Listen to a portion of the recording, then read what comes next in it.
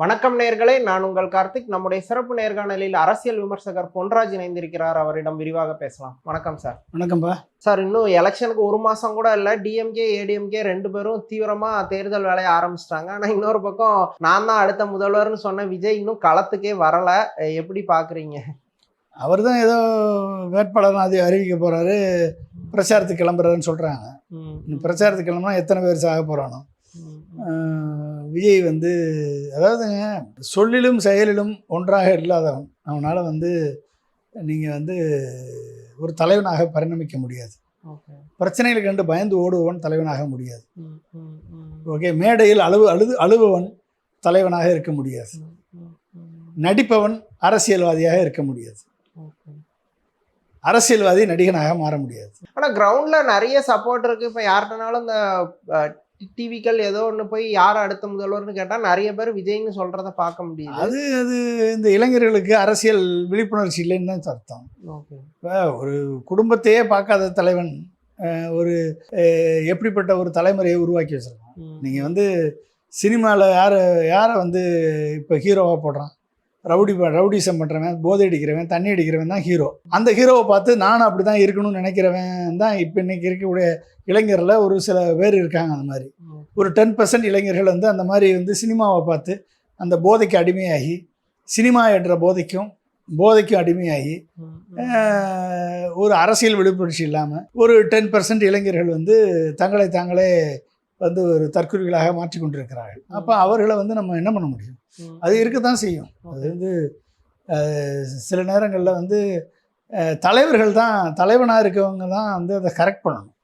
ஆனால் விஜய் வந்து அதெல்லாம் கரெக்ட் பண்ணுற மாதிரி தெரியல. அவர்களை எப்படி பயன்படுத்துறது, அவர்களை எப்படி தனது செல்வாக்கை நிலைநிறுத்துவதற்கு அவர்களை எப்படி கூட்டமாக அழைப்பது, செத்தா அதோட சாரி முடிஞ்சு போச்சு. இப்போ முந்தாள் தஞ்சாவூரில் ஒரு பையன் வந்து பைக்கில் மோதி இறந்துட்டான். அந்த பையன் இறந்துட்டான். அந்த பையனை ஏதாவது கண்டுக்கிட்டாங்களா அவங்க?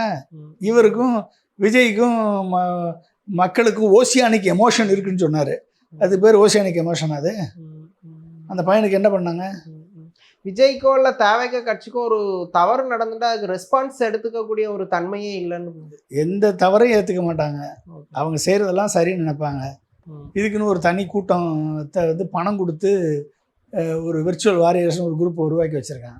இதுக்குன்னே வந்து இப்படியே வந்து கெட்ட விஷயங்களை, அவதூறுகளை பரப்பக்கூடிய ஒரு குரூப்பை வச்சுக்கிட்டு, இந்த குரூப்பெல்லாம் வந்து நம்ம தேர்ந்தெடுத்தோம்னா தமிழ்நாட்டோட தலையெழுத்து என்ன ஆகுது? மக்கள் வந்து பார்ப்பாங்கள்ல. இப்போ மக்களுக்கு வந்து இப்படிப்பட்ட ஒரு கூட்டத்தை அடையாளம் காட்டினதுக்காக விஜய்க்கு நம்ம நன்றி சொல்லணும். இப்படிப்பட்ட ஒரு கூட்டமும் இருக்கே அப்படின்னு தமிழ்நாட்டில் இருக்கே. அப்போ இதெல்லாம் சரி பண்ண வேண்டிய தேவை இருக்குது அப்படின்றது தான் இன்றைக்கி கடமை. நம்ம யோசிக்க வேண்டியது. ஒவ்வொரு பெற்றோர்களும் கண் சிந்துவாங்கள்ல. அந்த மகனை இழந்த பெற்றோர் என்ன பண்ணுவாங்க? என்ன பாவம் பண்ணாங்க சொல்லுங்க பார்ப்போம். எத்தனை பேர் காயம்பட்டவனுக்கு ஒருத்தனுக்காவது ஏதாவது உதவி பண்ணாரா அந்த விஜய்? சொல்லுங்க. தொடர்ந்து அவரோட கூட்டத்திலேயோ ஏதோ ஒரு விஷயத்துல இந்த மாதிரி நிகழ்வு நடந்துட்டே இருக்கு. ஆனால் அது ஒரு முறைப்படுத்தணும்னு ஒரு சரியான ஆக்ஷன் பண்ண மாதிரியே தெரில. தலைவன் எவ்வளியோ அவளிதாங்க தொண்டர்கள் இருப்பாங்க. தலைவனுக்கு வந்து மேடையில் ஏறி நடிக்கிறதுக்கு தான் தெரியும் அப்படின்னா தொண்டர்களும் அப்படி தானே இருப்பான். தலைவன் வந்து தொண்டர்கள் செய்யக்கூடிய செயல்களை நீங்கள் வந்து பாராட்டினீங்க, தவறுகளை வந்து நீங்கள் அனுமதிச்சிங்க அப்படின்னா தொண்டர்கள் எப்படி இருப்பான்? கடமை கண்ணியம் கட்டுப்பாடுன்னு பொதுச்சார அண்ணா. கடமையை செய்யணும், கண்ணியத்தோடு இருக்கணும், கட்டுப்பாடோடு இருக்கணும். அப்போ அந்த கட்டுப்பாடோட அதிமுக வளர்ந்தது. ஆனால் என்னைக்கு வந்து திமுக அதை கைவிட்டதோ, என்னைக்கு வந்து ரவுடிசத்துக்கு வழிவகுத்ததோ, அன்னைக்கு வந்து எம்ஜிஆர் வந்து அப்பர் ஹேண்டாக போயிட்டார். எம்ஜிஆர் வந்து அந்த ரவுடிசத்துக்கும் வன்முறைக்கும் எதிராக அவர் மக்கள் நாயகனாக நின்றார். அதனால் எம்ஜிஆர் வந்து கடைசி வரைக்கும், அவர் உயிரில் வரைக்கும் அவர் முதலமைச்சராக இருந்தார். அப்போ பிரச்சனை என்னென்னா, எந்த கட்சி நல்வழியை கடைபிடிக்கிறதோ, எந்த கட்சி தன் தொண்டர்களை நல்வழிப்படுத்துகிறதோ, எந்த கட்சி தன் தொண்டர்கள் தவறு செய்யும் பொழுது சுட்டி காட்டி அவர்களை கண்டிக்கிறதோ, அந்த கட்சி வந்து மக்கள் ஆதரவை பெறும். இல்லைன்னா வந்து உங்களுக்கு அந்த அது வந்து மக்கள் பார்த்துட்டு தானே இருக்காங்க. இப்போ எல்லா கட்சிகளும் வேட்பாளர் அறிவிக்காங்க, நல்ல ஸ்ட்ராங்கான கேண்டிடேட்ஸ் போடுறாங்க. இப்போ விஜய் கட்சி தனிச்சு நிக்குது. 234 தொகுதிக்கும் ஒரு ஸ்ட்ராங்கான கேண்டிடேட்ஸ் போட முடியுமா? அவங்க தனிச்சு உண்மையிலே எலெக்ஷனை ஃபேஸ் பண்ணிடுவாங்களா? அவங்க இப்போ ஏகப்பட்ட குற்றச்சாட்டு வருது. இப்போ எதுக்கு விஜய் கட்சிக்கு இளைஞர்கள் போனாங்க சொல்லுங்க பாப்போம். ஏன் போனாங்க? சீட்டு திமுக அதிமுகவில் இளைஞர்களுக்கான அரசியல் கேரியர் growth பார்த்து இல்லை. அப்போ அதை வந்து புது கட்சியில் போனால் அந்த பாத்து கிடைக்கும். அதுக்காக இளைஞர்கள் போனாங்க. அந்த கட்சியில் நீ 5 கோடி கொண்டு வான்னு சொன்னால் எப்படி? அப்போ விஜய்க்காக போஸ்ட் ஓட்டினவன், விஜய்க்காக வந்து சினிமா டிக்கெட் எடுத்து கலர் டிக்கெட்டில் விற்றவன், விஜய்க்காக வந்து நற்பணிகள் செஞ்சவன், விஜய்க்காக வந்து இயக்கம் வச்சு நடத்தினவன், இவனெல்லாம் வந்து எங்கே போவான்? எங்கே பணத்துக்கு? அவங்க அப்பா அம்மாட்ட காசை வாங்கிட்டு டிப்ஸ் கொடுக்குற பணத்தை வச்சு செலவழிச்சிருப்பான். மாநாடு 2 மாநாட்டுக்கு வந்திருக்கான், ஆளுகளை கூப்பிட்டு வந்திருக்கான், எல்லாம் பண்ணியிருக்கேன். இப்போ போய் நீ 5 கோடி கொண்டு வானா எப்படி நிற்பேன்? அப்போ யார் நிற்க போகிறாங்க? எப்படி அண்ணாமலை கூப்பிடும்போதும் தொழில் அதிபர்கள், ரவுடிஸு, பிட்பாக்கெட்டுக்காரன், முடிச்ச வைக்க முள்ள மாதிரி எல்லாம் மொத்தமாக சேர்ந்தான். அதே மாதிரி இந்த தொழிலதிபர்கள், பணம் இருக்கவன், ஊழல் பண்ணவன், இவன்லாம் மொத்தமாக சேருவான். அவனுக்கு டிக்கெட் கொடுப்பாங்க அதிகமாக. நீங்கள் பாண்டிச்சேரியே எடுத்துக்கோங்க, 6 பேர் பிஜேபி. இதிலே தெரியுதா இல்லையா? 30 பேரில் 6 பேர் பிஜேபி. மிச்சம் இருக்கவங்க யாருன்னு அவங்களுடைய தொண்டர்களாக கூட இருக்கலாம். அது மாதிரி எத்தனை பேரை செலக்ட் பண்ணியிருக்காங்க, என்ன பண்ணியிருக்காங்க, நம்மளுக்கு என்ன தெரியும்? அது மக்கள்கிட்ட போகிறப்ப தான் தெரியும் இவன் எப்படிப்பட்டவங்க. நிற்பாங்களா? முதல்ல நாமினேஷன் ஃபைல் பண்ணுற அளவுக்கு அவங்களால முடியுமா? நாமினேஷன் ஃபைல் பண்ண பிறகு ஹோல்டு பண்ண முடியுமா? பிரச்சாரத்துக்கு போக முடியுமா? பிரச்சாரம் பண்ண பிறகு செலவழிக்கிறதுக்கு பணம் இருக்குமா? செலவழித்த பிறகு என்ன பண்ணுவாங்க? ஜெயிக்க முடியுமா? இத்தனை கேள்வி இருக்குல்ல. அப்போ ஸ்டாலினும் சரி, எடப்பாடியும் சரி, தமிழ்நாடு ஃபுல்லாக சுற்றுவாங்க. கிட்டத்தட்ட 234 தொகுதியும் அவங்க கவர் பண்ணிடுவாங்க. இப்போ விஜய் அந்த அளவு அக்ரெசிவாக பண்ணுவாரா, இல்லை சும்மா ஒரு 4 இடத்துல மட்டும் பேசிட்டு முடிச்சிருவாரா? போக வேண்டியதான். 4 இடம் 5 இடம் ஒரு நாளைக்கு போகிறதா லிஸ்ட்டு போட்டிருக்காங்க. இருக்குது இன்னும் எவ்வளோ நாள் இருக்குது? இன்னும் 1 மாதம் தான் இருக்குது. அது 23 நாள் அந்த பக்கம். இங்கே வந்து இன்னைக்கு என்ன டேட்டு? இன்னைக்கு 26.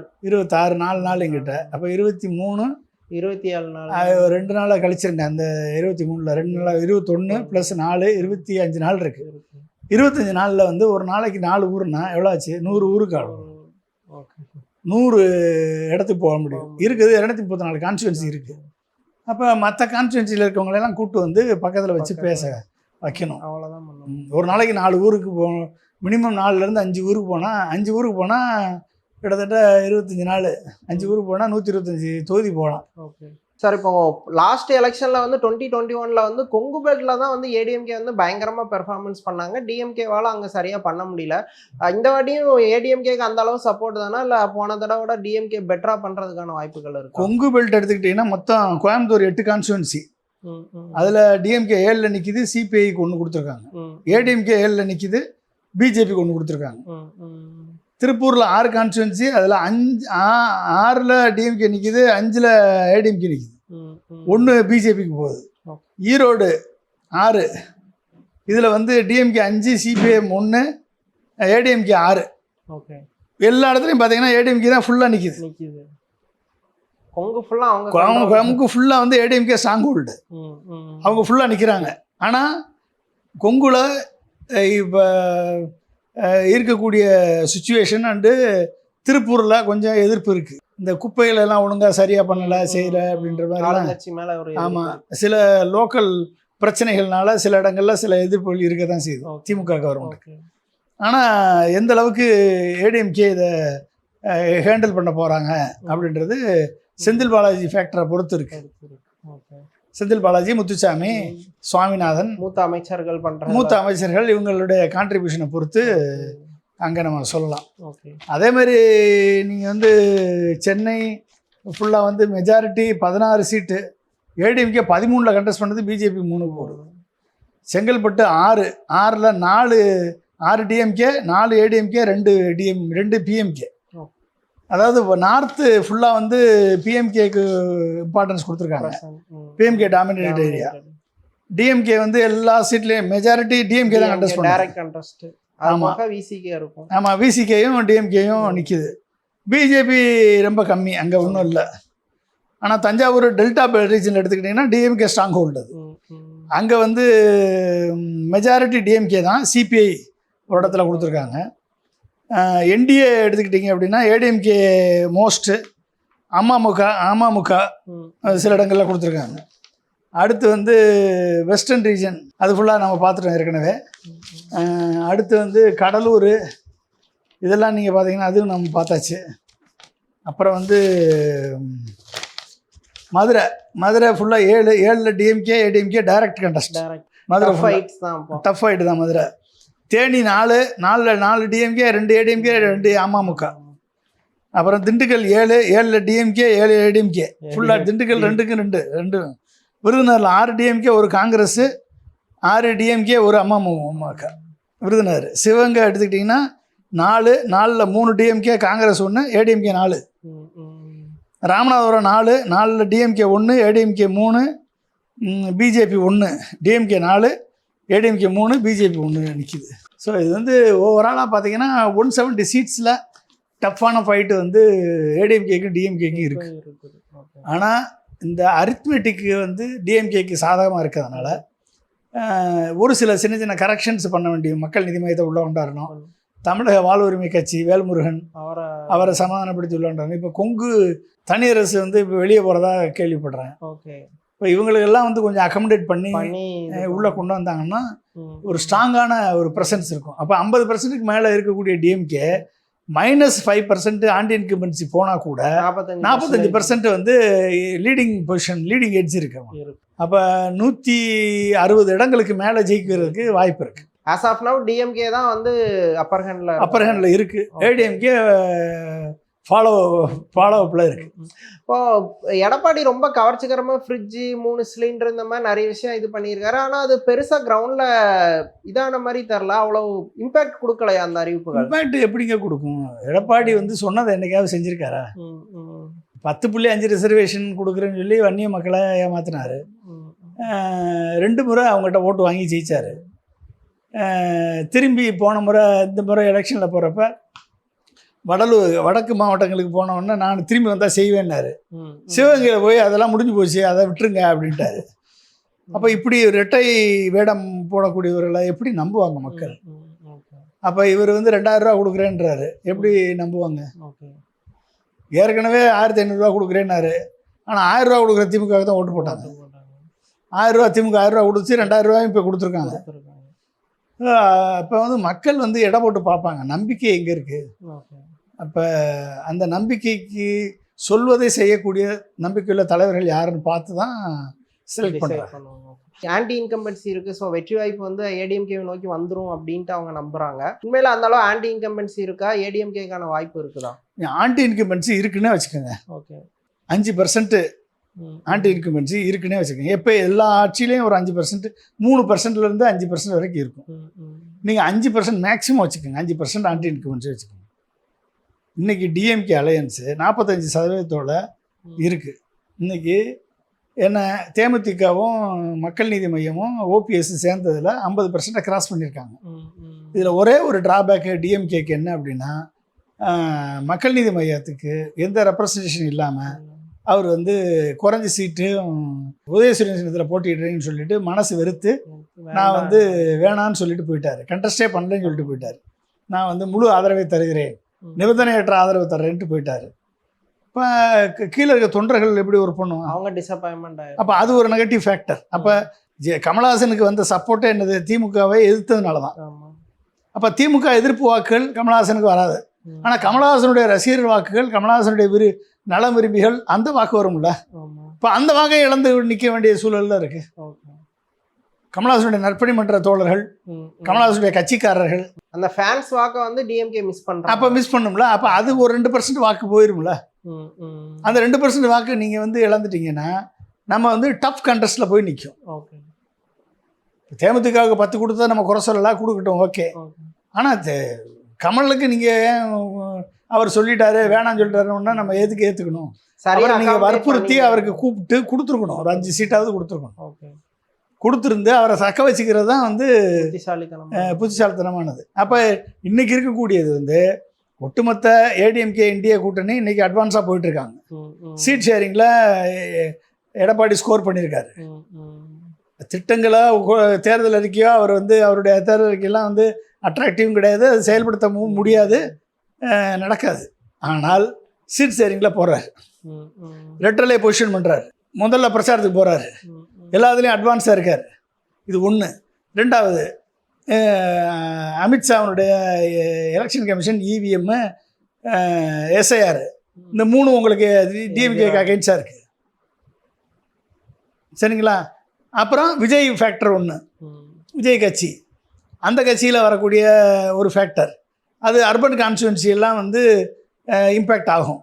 இப்போ நீங்கள் கமலஹாசன் அங்கே வந்து நீங்கள் காம்ப்ரமைஸ் பண்ணிட்டீங்கன்னா அந்த இத்தனை 3 உங்களுக்கு அகைன்ஸ்டாக இருக்கும் பொழுது அப்போ டஃப் ஃபைட்டாக போகுமா இல்லையா அர்பன் கான்ஸ்டுவன்சி?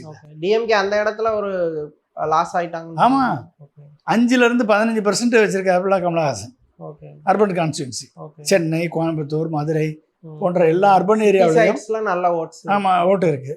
5லேருந்து 15%. நீங்கள் 15% விட்டுருங்க, 8% வச்சுக்கோங்க. ஆன் அன் ஆவரேஜ் 8% வாக்கு. ஆனால் அதே இது தேமுதிகவுக்குள்ள இருக்குது. தமிழ்நாடு முழுக்க தேமுதிகவுக்கு வாக்கு இருக்குது.